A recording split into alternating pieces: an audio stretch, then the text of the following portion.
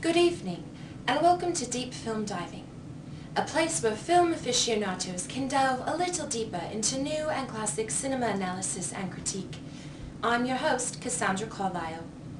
On tonight's episode, we're going to dive into the film genre of disability and take a look at 3 Oscar-winning films from the 1980s that depict the lives and stories of disabled characters. The films we'll be exploring this evening are a few of my favorites, including the classics The Elephant Man, Children of a Lesser God, and My Left Foot, the story of Christy Brown. Pardon me. These critically acclaimed films depict a realistic portrayal of people living with disabilities.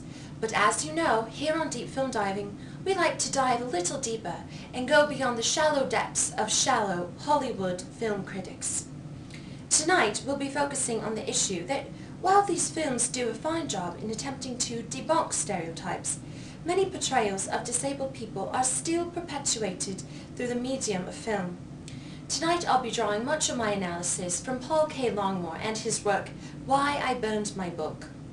Longmore, a scholar, historian, and disabilities activist, unfortunately passed away in August 2010, but his dedication to helping better the lives of disabled people and his desire to fix a society in need of repair has left us with a legacy of work that has illuminated for a larger audience the harmful, media-spawned stereotypes of the disabled.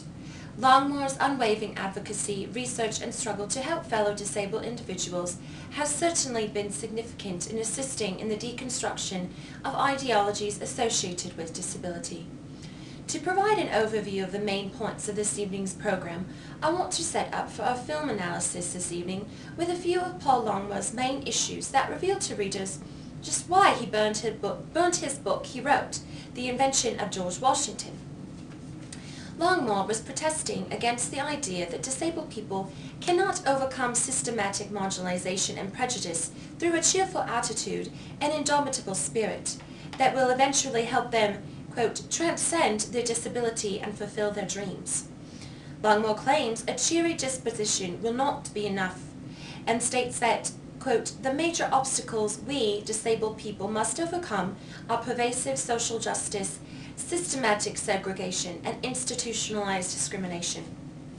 Before we dive into the analysis, let's first point out some typical stereotypes commonly associated with disabled people in film. In his 1991 study, Paul Hunt identified 10 stereotypes that the media uses to portray disabled people. He says disabled people are usually seen as pitiable or pathetic characters in film, or an object of curiosity or violence. They are often sinister or evil, or sometimes considered to be the super cripple or super crip.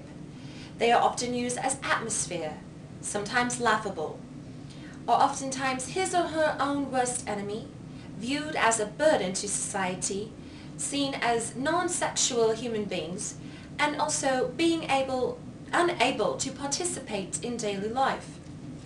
As I mentioned before, these films for analysis did indeed make a strong effort to debunk stereotypes associated with disabled people. But unfortunately, these stereotypes are perpetuated in these films, and that will be discussed thoroughly on tonight's episode. Before I get into the analysis, I would like to begin with another quote, or provide another quote, from Paul K. Longmore, who states that, quote, what we fear we often stigmatize and shun and sometimes seek to destroy. Popular entertainments depicting disabled characters allude to these fears and prejudices, or address them obliquely or fragmentarily, seeking to reassure us about ourselves. The first film we'll be exploring tonight is the 1986 film Children of a Lesser God, directed by Randa Hames and stars Molly Matlin, William Hurt, and Piper Laurie. While the movie attempts to disavow many stereotypes of disabled individuals, there still remains some constructed identity roles and issues within the film. First, I'll provide a brief synopsis of the film. Children of a Lesser God chronicles a relationship between James Leeds, played by William Hurt, and Sarah Norman, played by Molly Matlin, and the obstacles the couple faces when trying to understand each other's worlds. In the beginning, Sarah is portrayed as a bitter, angry, yet remarkably intelligent disabled woman who felt she would never be able to live a life of value since she lacks skills and confidence to do so. A stereotype perpetuated here is that of the disabled character being angry, bitter, and distrustful of the world. Despite Sarah's abrasiveness and stubborn nature, Leeds sees potential in Sarah and does not view her as a deaf maid and pushes her to speak and recognize her true potential. Leeds' desire for Sarah to speak could be viewed as an attempt to erase her deafness and provide her with a semblance of, quote, normalcy. Despite Leeds' acceptance of Sarah and his assimilation to her language and life, he nevertheless finds himself trapped in the stereotypical role of the martyr who tries to save the poor disabled girl. According to Longmore, the translators of Children of a Lesser God pretty much sensitized deaf people's anger about hearing people's prejudice.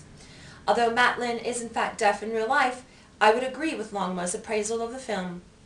The character of Sarah Norman consistently fits most of the typical stereotypes. Sarah is a pitiable character, has violent outbursts, and is her own worst enemy, only until Leeds comes into her life to save her from her own misery.